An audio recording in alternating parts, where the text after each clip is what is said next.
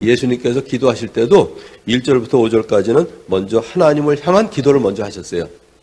그 다음에 이제 6절부터 26절까지 믿는 사람들을 위해서 기도하셨고, 그 이후에 앞으로 나타날 교회와 모든 성도를 위해서 기도하신 내용이 나오는데, 거기에 보면 크게 세 가지가 나옵니다. 6절부터 26절까지 우리를 위해서 기도하신 내용을 보면 11절에 우리가 하나인 것 같이, 여기 우리는 성부, 성자, 성령을 의미하죠.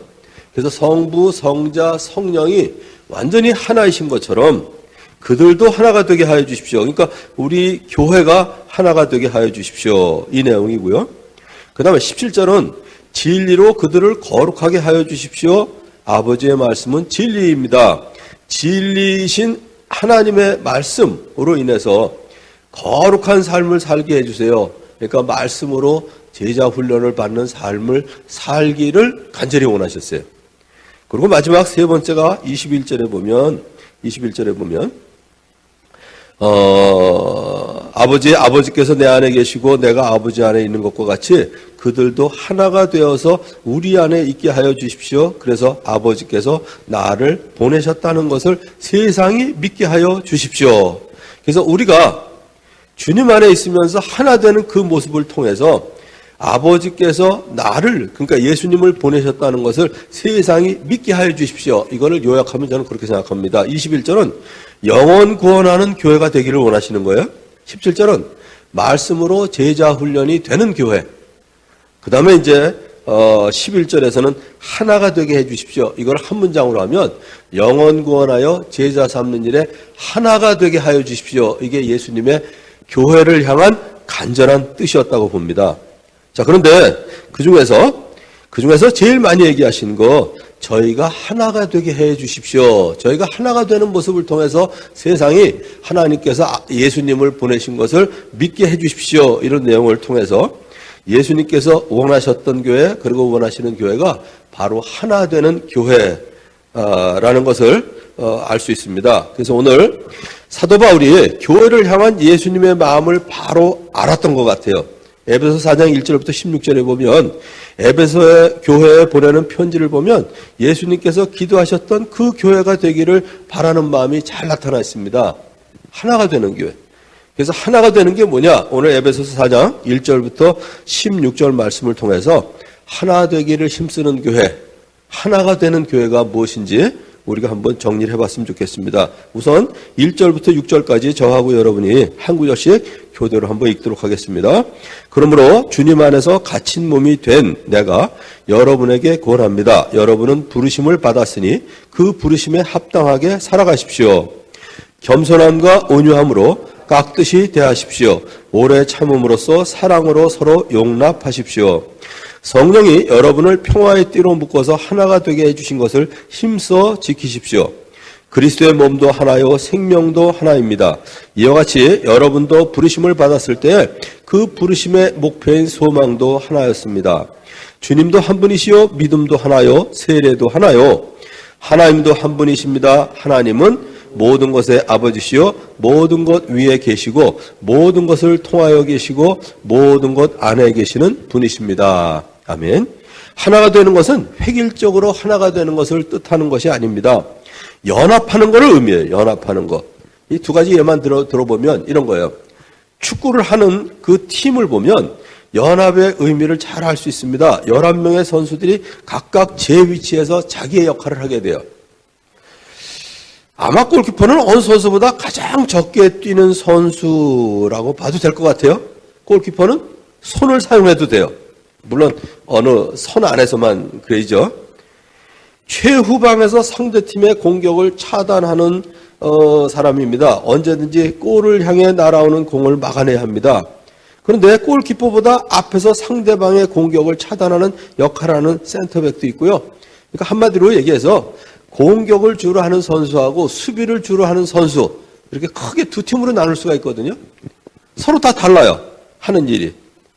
모든 선수들이 서 있는 위치가 다르고 역할이 다르지만 그들은 모두 한 리더십 아래서 한 작전을 가지고 자기 팀을 승리로 이끌어가기 위해서 모두 애쓰게 됩니다. 이게 바로 하나가 되는 거거든요. 그러니까 획일적으로 뛰는 게 아니라 각자 위치에서 자기의 역할을 다르게 하지만 그러나 공동의 목표를 가지고 완전히 연합되어 있다 이거죠. 하나 더 예를 들자면 오케스트라가 그렇습니다. 오케스트라. 각 악기를 다루는 오케스트라 보면요. 악기마다 소리가 다 달라요. 높낮이도 다르고 음질도 다르고요. 심지어 악기에 따라서 악보가 다르기까지 하거든요. 그러나 한 사람의 지휘 아래 연합을 이룸으로써 현란한 연주에 넋을 잃고 음악을 감상하게 만듭니다. 이게 바로 하나가 되는 거예요. 연합하는 거. 그래서 연합은 하나가 되는 거는 획일적으로 똑같이 되는 게 아니라 연합이다 이거죠. 자, 그런데 여기 사도 바울이 주님 안에서 갇힌 몸이 되어 있으면서도 성도들이 주님의 부르심에 합당한 삶을 살 것을 권면하였습니다. 그것은 성령이 평화의 띠로 묶어서 하나가 되게 해주신 것을 힘써 지키라는 것입니다. 이를 위해서는 겸손함과 온유함으로 깍듯이 대하며 오래 참음으로써 사랑으로 서로 용납하는 것이 필요합니다. 연합하기 위해서 꼭 필요한 게 이거 같아요. 겸손, 온유, 그리고 오래 참음. 이 세 가지가 정말 연합하는 데 필요한 것 같아요. 우리 성도들은 하나이신 성령 안에서 연합하는 것을 의미하는데 그리스도의 몸이 하나요 성령도 하나인 것처럼 우리도 부르심을 받았을 때 그 부르심의 소망도 하나입니다. 주님도 한 분이세요. 그러므로 믿음도 하나요 세례도 하나요 하나님도 한 분이십니다. 예수님은 우리에게 모든 민족으로 제자를 삼으라는 지상 사명을 주셨습니다. 주님께서 주신 지상 사명을 이루는 것이 교회의 본질이어야 돼요. 당회에서 결정하는 거나 우리 교회가 어떤 방향으로 가는 게 좋겠습니까? 이렇게 얘기하면요. 하나가 되기가 너무 힘들어요. 근데 하나님의 말씀대로 하면 하나 되기가 너무 쉬워요. 예수님이 하신 말씀이 뭐냐면 모든 민족으로 제자를 삼으라. 이 지상 사명을 마지막에 주셨거든요. 그러니까 이것을 우리가 교회의 본질로 삼으면 하나 되기가 정말 쉽습니다. 제가 가정교회를 알고 난 다음에 하나 좋은 점 중에 하나가 매년 표를 안 바꿔도 돼요. 매년 표를 금년 표는 뭘로 할까 그랬거든요. 근데 교회의 본질 모든 민족으로 제자를 삼으라. 이거 하나 있으니까요. 영원 구원하여 제자 삼는 교회. 이러면 끝이에요. 아마 주님 오실 때까지 저는 계속 매년 뭐 표 바꿀 것도 없이 그걸 표로 할 텐데. 그리고 당회에서 회의할 때도 너무 쉬운 거예요. 이게 영원 구원하여 제자 삼는 일에 도움이 되냐 안 되냐 이거 가지고 결정하니까 결정이 너무 쉽더라고요. 결정이 너무 쉬운 거예요. 기준이 분명하니까. 이것을 위해서 주님께서는 세상 끝날까지 항상 우리와 함께 있겠다고 약속을 해주셨습니다. 그러므로 우리는 영원 구원하여 제자 삼는 사명을 이루는 일에 하나가 되게 하신 것을 힘써 지켜야 합니다. 힘써 지킨다는 말에는 두 가지 의미가 있어요. 자, 한 가지 예를 들어보죠. 초등학교나 중학교 다니는 애들한테 제일 많이 하는 말이 뭘까요? 공부해라? 숙제하고 놀아라? 한마디로 얘기하자면 공부에 힘써라 이거예요. 공부에 힘써라. 지금은 네가 공부할 때다. 공부에 힘써라 그러는데 왜 힘쓰라 그래요? 이유가 뭘까요? 힘쓰라는 이유가. 어려우니까 힘쓰라고 그래요. 쉬운 일이면 힘쓸 필요가 없잖아요. 쉬운 일이면 힘쓸 필요가 없어요. 근데 공부하는 게 얼마나 어려워요. 우리도 옛날에 공부 다 해봤잖아요. 얼마나 하기 싫어요. 일단 놀고 싶잖아요. 근데 숙제부터 하고 공부부터 하려면 어려워요. 어려우니까 힘쓰라고 그래요. 또 어떤 걸 힘쓰라고 그래요? 어려움에도 불구하고 반드시 해야 되기 때문에 힘써야 돼요. 두 가지 이유. 반드시 해야 된다? 어려운 일이다. 근데 사실 이 가지각색인 사람들이 주님 안에서지만 가지각색의 사람이 하나가 되는 거 진짜 힘들어요. 그런데 주님께서 하나가 되기를 원하시고 간절히 기도하신 것처럼 반드시 해야 되기 때문에 하나 되는 일에 힘써야 하거든요. 근데 영원구원하여 제자 삼는 사명도 그래요. 주님의 지상 사명이니까 반드시 해야 될 일이에요. 그런데 목자 목녀들 해보셔서 아시지만 쉬우세요? 얼마나 어려워요. 얼마나 어려워. 그러니까 어려우니까 힘써야 되고 반드시 해야 되니까 힘써야 되고 그런데 영원구원하여 제자 삼는 사명은 이 사역은 교회에서 맡긴 일이 아니라 또 또 뭐 누가 시켜서 하는 일이 아니라 주님께서 우리 각 사람에게 주신 사명이요, 주님께서 기뻐하시는 일이요, 주님께서 상 주실 일이라는 사실을 알면 조금 쉬워지는 것 같아요. 제가 다운교회를 은퇴하고 그 다음에 지금 하는 일이 바로 그건데요. 23년 동안은 선교단체에 있었고 20년 동안은 담임 목사를 했어요.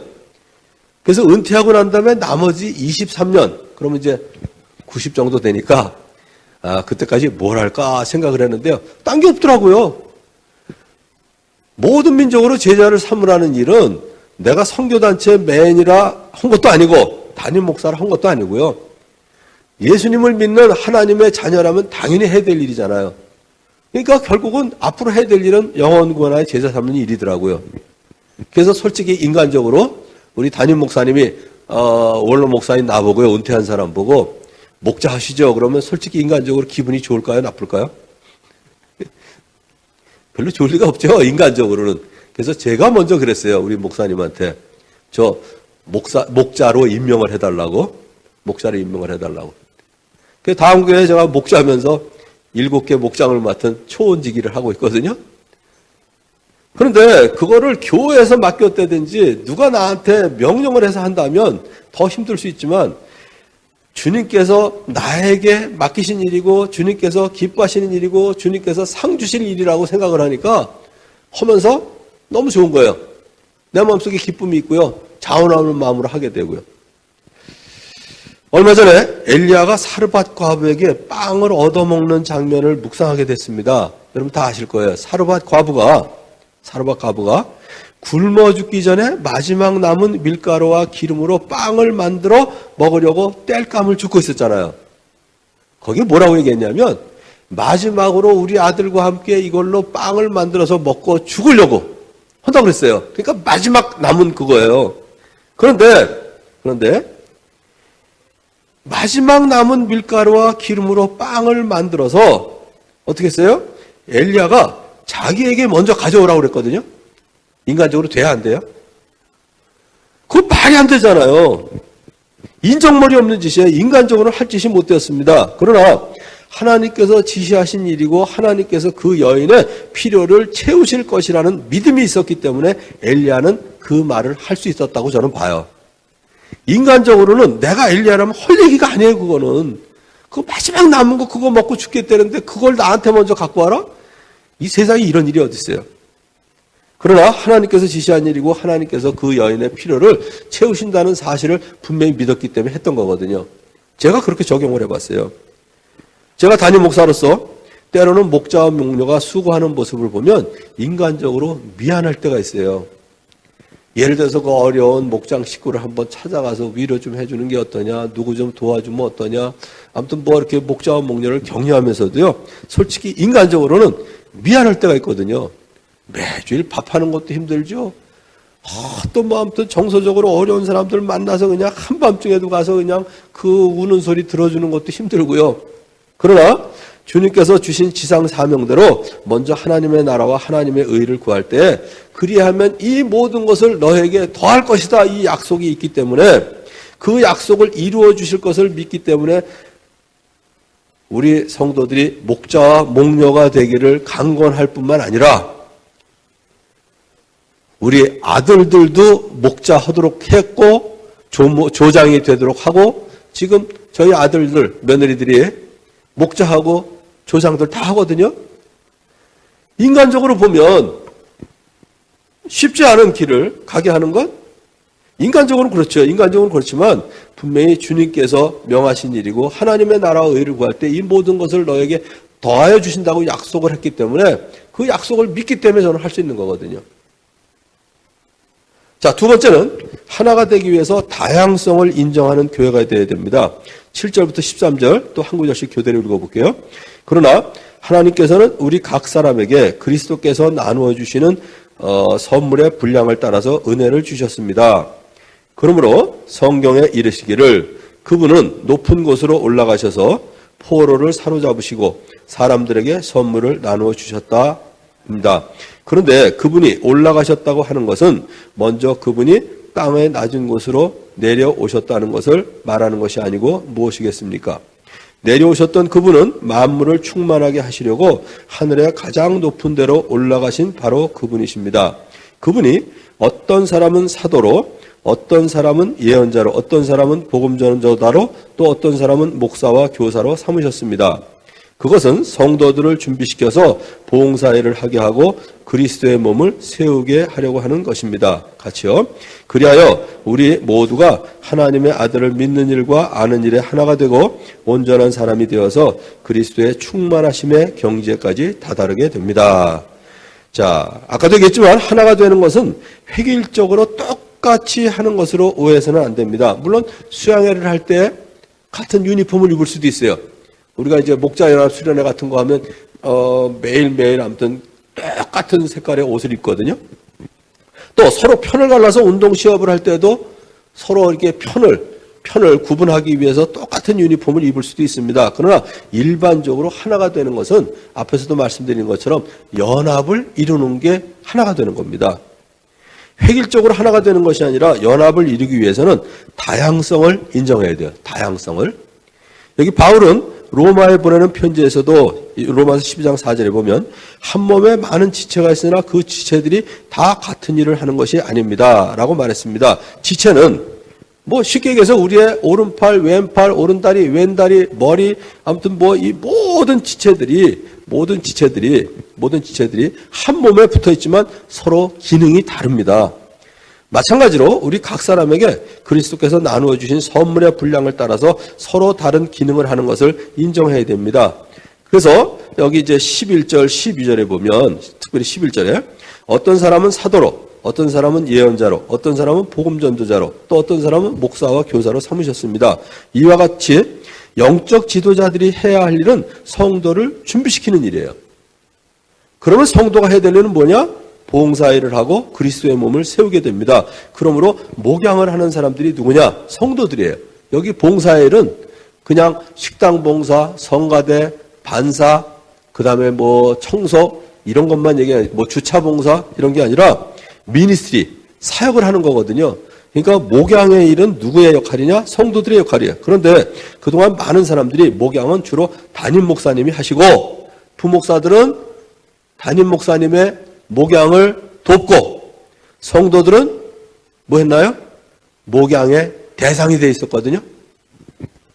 그걸 제일 잘할 수 있는 게 뭐냐면 글쎄 여러분 교회에 그렇게 뭐 다른 교회에 이렇게 써 있다면 그걸 제가 지금 탓하는 건 아닌데 담임 목사님 방 문에 대개 무슨 팻말이 써 있나요? 그렇지, 목양실. 그러니까 담임 목사님이 목양한다는 거예요.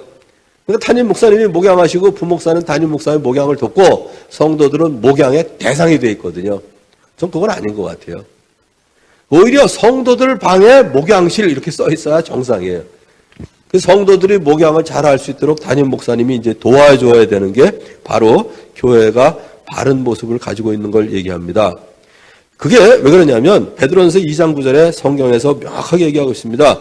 그러나 여러분은 택하심을 받는 족속이요 왕과 같은 제사장이요 거룩한 민족이요 하나님의 소유가 된 백성입니다. 그래서 여러분을 어둠에서 불러내어 자기의 놀라운 빛 가운데로 인도하신 분의 업적을 여러분이 선포하는 것입니다. 이것이 바로 그 유명한 만인 제사장 교리예요. 만인 제사장. 그렇다면 말 그대로 우리는 모두 제사장의 역할, 즉 목양을 해야 된다 이거죠. 누구의 역할? 성도들의 역할이다 그거예요. 성경에는 하나님께서 우리에게 주신 면류관 5가지가 소개되어 있어요. 혹시 더 있는지 모르겠어요. 제가 찾아본 건 5가지예요. 영혼을 구원하는 일을 한 사람에게는 자랑의 면류관이. 자, 여러분들은 어떤 면류관을 받을 수 있나 한번 이렇게 손으로 꼽아보세요. 영혼을 구원하는 일을 한 사람에게는 자랑의 면류관. 양을 먹인 사람에게는 영광의 면류관이 약속되어 있습니다. 목자 목녀들은 당연히 받을 것 같죠, 그죠? 왜냐하면 영혼 구원하는 일에 들여졌죠. 그 다음에 양을 먹이니까 뭐 이 약속이 받을 수 있죠. 시련과 유혹을 참은 사람에게는 생명의 면류관.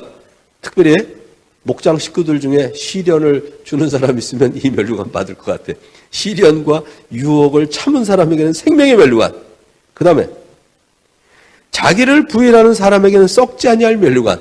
목자 목료하려면요, 이 각 이게 다 다른 사람들을 다 받아주려면 자기를 부인하지 않으면 되질 않아요. 그러니까 이 면류관도 받을 수 있어요. 그리고 너무 힘들 때 뭐라 그래요? 주님 빨리 오셨으면 좋겠다 이러지 않아요? 그래서 주님의 재림을 기다리는 사람에게는 의의 면류관이 약속되어 있습니다. 그러므로 여러분이 주님의 제자가 되어서 영혼을 구원하고 목양을 하는 일에 들여주면 여러분이 이 모든 면류관을 받았을 수가 있습니다. 가정교회 목자 목녀들은 이 5가지 면류관을 다 받을 수 있는 것 같아요.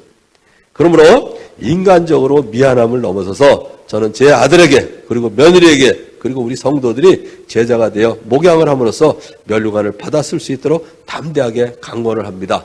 그 정도가 아니라 제가 이제 손자 손녀가 5명이 있는데요. 이 아이들도 이 믿음을 계속 이어받는 세대 선교가 이루어지는 세계 선교뿐만 아니라 세대 선교가 이루어지기를 매일 저녁 아무튼 기도하고 있어요. 믿음의 대가 이어지도록. 그리고 교회 안에서는 다양한 사람들이 다양한 사역을 하게 됩니다. 회사에도 쉽게 얘기하자면 영업직과 관리직이 있잖아요. 구두 닦기도 제대로 크게 하려면 2가지 있다고 그랬죠. 뭐와 뭐? 찍새와 딱새.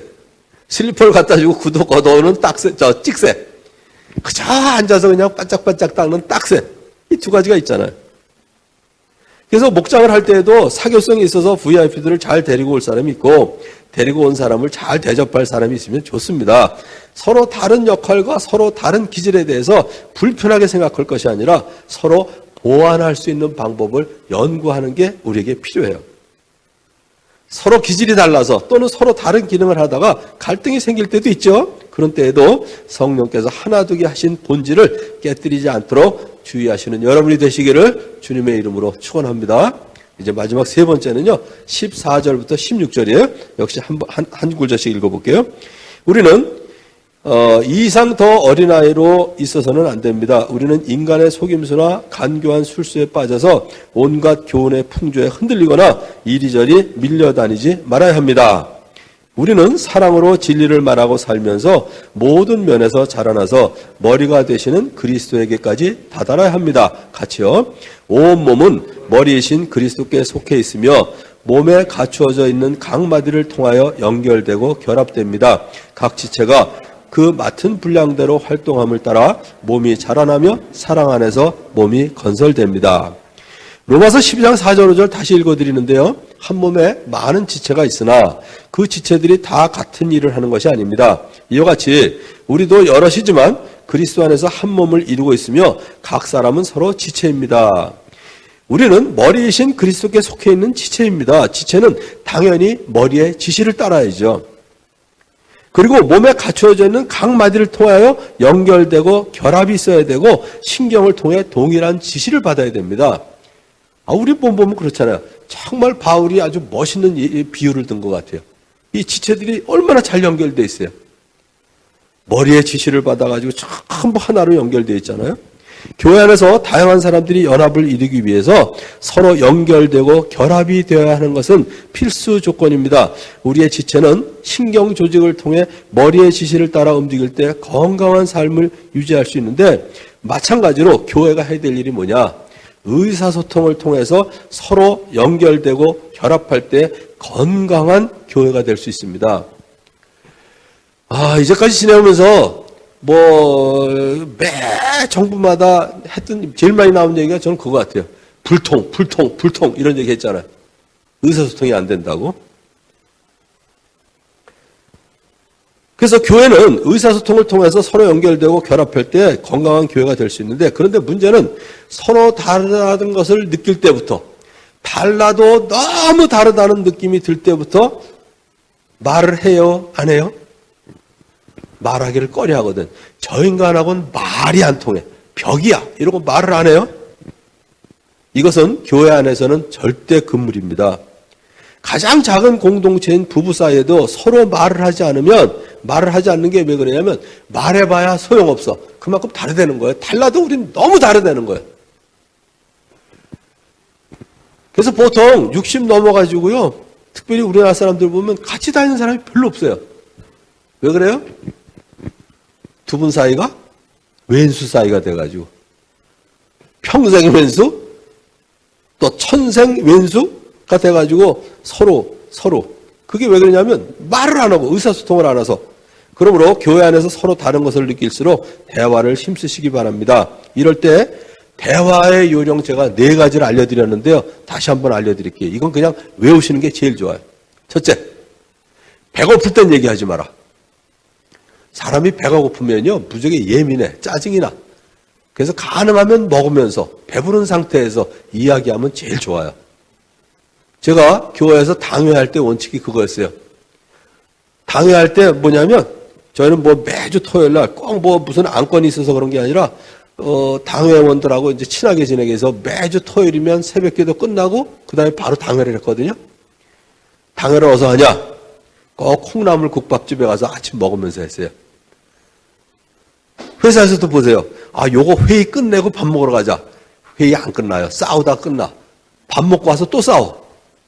그래서 부부 사이에도요, 애들하고 얘기할 때도 배부른 상태도 해야 돼요. 밥 먹으면서. 두 번째, 시작종을 울리지 마라, 이거.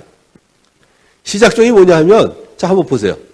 제가, 여러분의 남편이 아내한테 이따가 8시에 나랑 얘기 좀 해. 기분이 어떠세요? 무슨 얘기일까? 기다려줘요? 이 양반이 뭘 얘기하려고 그러나 그때부터 창과 방패를 준비합니다. 아내가 이따가 9시에 저 좀 봐요. 그러면 기분이 어떠세요? 이 여자가 왜 이러나? 그러고 뭐 기다려줘요. 기대가 되고 무슨 얘기를 하려나 다 고집어보면서 창과 방패를 준비하게 돼요. 이게 애들한테도 마찬가지예요. 그냥 배부른 상태에서 지나가는 얘기로 하면 좋은데 야 이따 저녁 먹고 8시에 내 방으로 좀 와라. 요게 시작종이에요. 기도를 제가 부인해서 그런 게 아니라요. 교회에서는 시작종이 대개 기도예요. 우리 아무개 장로님 기도해 주시고 오늘 회의를 시작하겠습니다. 그때부터 싸워요. 기도를 무시해서 그런 게 아니라 저는 콩나물국밥 먹으면서 지난번에 얘기했던 거 그거 어떻게 됐어요? 그러고 그냥 얘기 시작해요. 그러면 싸움이 안 나요. 시작종 올리지 말 것. 세 번째, 중요한 얘기일수록 대부분 단정적으로 얘기해요. 이번에 이거 해야 됩니다. 내일 거기 가야 됩니다. 이렇게 얘기하냐면요. 거기에다가 또 하나님의 뜻인 걸로 확신하는데 이러고 얘기하면 더 힘들어. 다른 얘기를 하면 어떻게 돼요? 반대가 돼요. 내 생각엔 이런데 어떨까요? 이러면 다른 사람이 다른 의견을 얘기해도 이게 반대가 아니잖아요. 그냥 의견이니까. 세 번째, 중요한 얘기일수록 단정적으로 얘기하지 마라. 또 한 가지 쉬운 얘기 아닌데 중요한 얘기, 예민한 얘기일수록 가능한 대로 유머를 써서 부드럽게 얘기하라 이거예요. 그럼 제일 많이 듣는 얘기가 뭔지 아세요? 지금 웃음이 나와요 이게. 어떻게 그 얘기를 하면서 웃으면서 하냐 이거. 그럼 제가 그러죠. 그럼 울면서 할까요? 그러고 이제 얘기하거든요. 그래서 가능한 대로 먹으면서 또는 배부른 상태에서 할 것, 시작점 올리지 말 것, 단정적으로 하지 말 것, 그 다음에 유머를 섞어가면서 좀 부드럽게 얘기할 것. 이것만 지켜도요, 부부관계 좋아질 거고, 자녀와의 관계 좋아질 거고요, 교회에서 싸움 엄청 줄일 수 있어요. 어느 단체나 다 마찬가지라고 봅니다. 특히 비본질적인 문제를 가지고 다투다가 본질적인 것을 깨지 않도록 주의해야 돼요. 우리 생명의 삶을 하다 보면 잘 아는 대로 그랜드 피아노를 강단 위에다 둘 거냐, 강단 아래다 둘 거냐, 이거 완전히 비본질적인 문제예요. 근데 그거 가지고 싸우다가 교회가 두 쪽 난다는 교회도 있잖아요. 완전히 비본질적인 걸 가지고. 한 가지 이제 예를 들자면 이런 거예요. 집에 강아지를 기르거나 화분을 키우는 거, 본질적인 거예요? 비본질적인 거예요?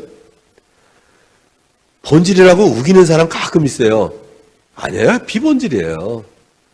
본질은 부부가 하나가 되고 가족이 화목하게 지내는 게 본질이에요. 그런데 개 기르는 것 때문에 싸운다면 안 길렀으면 좋겠어요. 뭐 간단히 얘기할게요. 저는 화분 무지하게 좋아해요. 저희 아내는 화분 별로 안 좋아해요. 뭐 꽃을 안 좋아하는 게 꽃은 엄청 좋아하는데 화분에서 개미가 나온 적이 있거든요. 그래서 화분이 그 안에 있는 거 별로 안 좋아해요. 자, 그러면 어떻게 될까요? 그거 우리 정서를 위한 거 아니에요, 화분? 저희 집에는 화분 아주 쉽게 기르는 거 하나 정도는 있을까? 그 외에는 안 길러요. 저는 화분 기르는 것보다 저희 아내하고 화목하게 지내는 게 훨씬 더 중요하거든요. 비본질 때문에 본질이 깨져서는 안 돼요. 요즘 비본질 때문에 본질이 깨지는 거 제일 많은 거 제가 보기엔 자녀 교육인 것 같아요. 뭐 조기 유학을 보내냐, 무슨 학원을 보내냐, 태권도를 시키냐, 피아노를 시키냐, 그거 왜 그래요? 자녀 교육이에요. 자녀 교육을 위한 건데 그걸 가지고 싸우면 자녀 교육에 제일 치명적으로 안 좋은 짓을 하는 거예요. 자녀 교육에 치명적으로 제일 안 좋은 게 부모가 싸우는 거거든요. 부모 싸울 때 애들 무슨 생각할까요? 해도 너무하네. 저러다가 만일에 갈라서면 어떡하지? 만일에 갈라서면 아빠가 날 데리고 갈까? 엄마가 날 데리고 갈까? 둘 다 나를 안 데리고 가면 나는 어떻게 하지? 담요를 뒤집어 쓰고 있어도요, 완전히 그냥 뻥 뚫린 담요를 뒤집어 쓰고 있는 것 같은, 그렇게 돼요. 그러니까 태권도 뭐 시키고, 피아노 시키고, 다 비본질이에요, 비본질. 근데 비본질 때문에 자녀 교육을 잘 시켜야 하는 그 본질적인 게 깨진다면 이게 말이 안 되거든요. 그런 실수를 많이 저질러요. 그래서 비본질적인 문제를 가지고 다투다가 본질적인 것을 깨지 않도록 주의해야 됩니다. 그래서 본질을 지키는 일에는 일치를 봐야 돼요. 그건 원칙이에요. 본질은 일치를 봐야 돼요. 그리스도인들은 거룩하게 살아야 된다.